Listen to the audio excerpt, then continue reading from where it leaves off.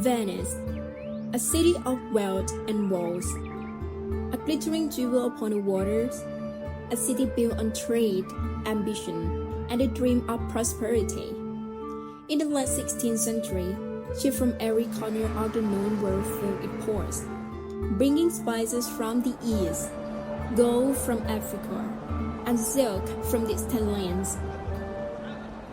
But beneath the shimmers of its marble palaces lay deep divisions, invisible walls that separated people by faith, color, and gender.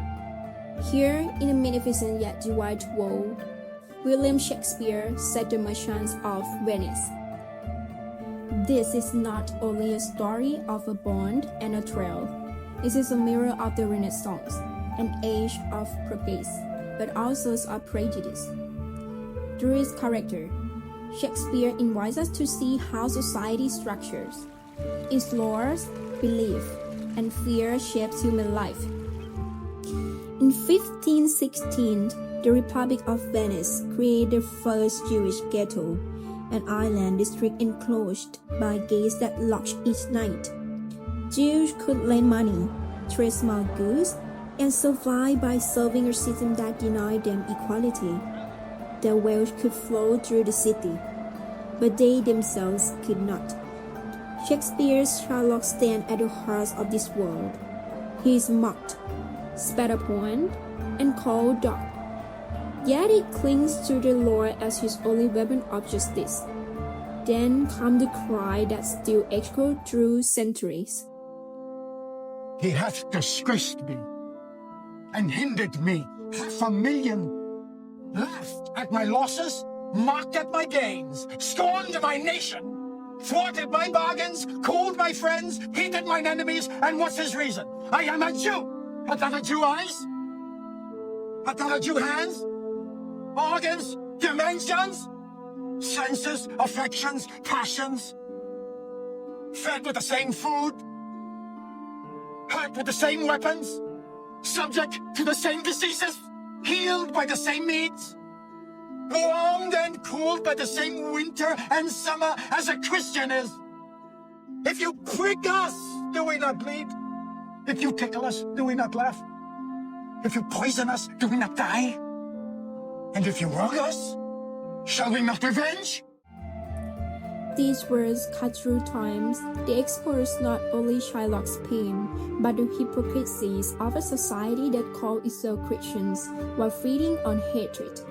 The ghetto was both a place and a symbol of how fear builds walls and how law can justify exclusion. Shylock's thirst for revenge is not born from greed, but from generations of humiliation. In his fury, we hear the voice of the marginalized, pleading to be seen as human. Across the seas came travelers and traders, Moors, Turks, Africans, men who brought color, gold, and wisdom to Renaissance Europe.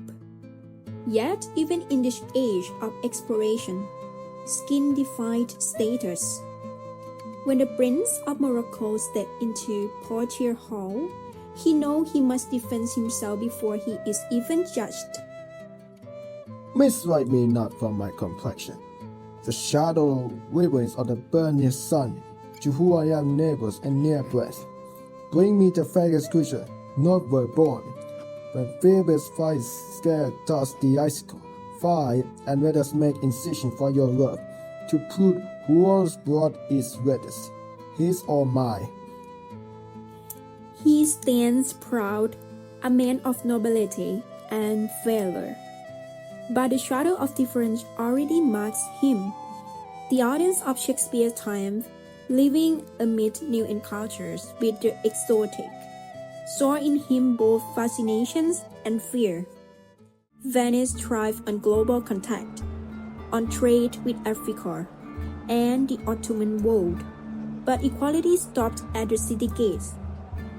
Morocco's failure in the Cassius taste is not just fate or choice. It reflects a society where worth is measured by skin, not soul. Through these scenes, Shakespeare holds a mirror to racial bias, the silent hierarchy that shaped not only Venice, but all of Europe's visions of the author. In the great houses of Venice and Elizabethan England alike, daughters were bound by the wills of their fathers, possessions rather than persons. Portia, the brilliant heiress of Belmont, is caged within her late father's command. She may not choose her husband. The choice lies in a game of caskets. What? This reasoning is not shown the fashion to choose me your husband. Oh me, the word choose. I may neither choose who I would nor refuse who I dislike. So is the will of a living daughter curbed by the will of a dead father.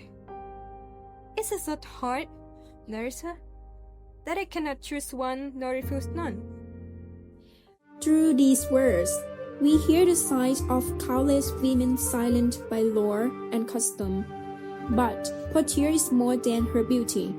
In the courtroom scenes, she transforms, disguised as the young lawyer Balthazar. Only when she hides her womanhood can she speak the truth of mercies. Her disguise is her freedom, her intelligence, her logic, her compassion. All must wear a man's voice to be heard. In Portia, Shakespeare exposes the irony of his world, that wisdoms and virtues may belong to women, but the law will not let them speak. Portia's triumph is temporary. When her disguise is gone, the system remains. Her story reveals how gender prejudice was woven into the very orders of Renaissance life. In the end, The Merchants of Venice is not merely a tale of bonds and revenge. It is a study of human blindness, of how wealth, religion, race, and gender divide what should be woe. Venice stands as a symbol of civilization, brilliant, rational, and ordered. Yet beneath its arches flow the dark waters of prejudice. Each character becomes a reflection of a deeper truth. Shylock, the outcast; Morocco, the stranger; Portia, the silent. Shakespeare's genius lies in how he binds their struggles together, revealing that injustice wears many faces, but spring from the same source, fear of the different. And as centuries pass, that mirrors turn towards us. Prejudice has changed its form but not its nature. It lives in new languages, new systems, new eyes that still just before they understand. When we look in that mirror, what do we choose to see? Do we see walls or bridges, exclusion or empathy? Prejudice is timeless, so is humanity.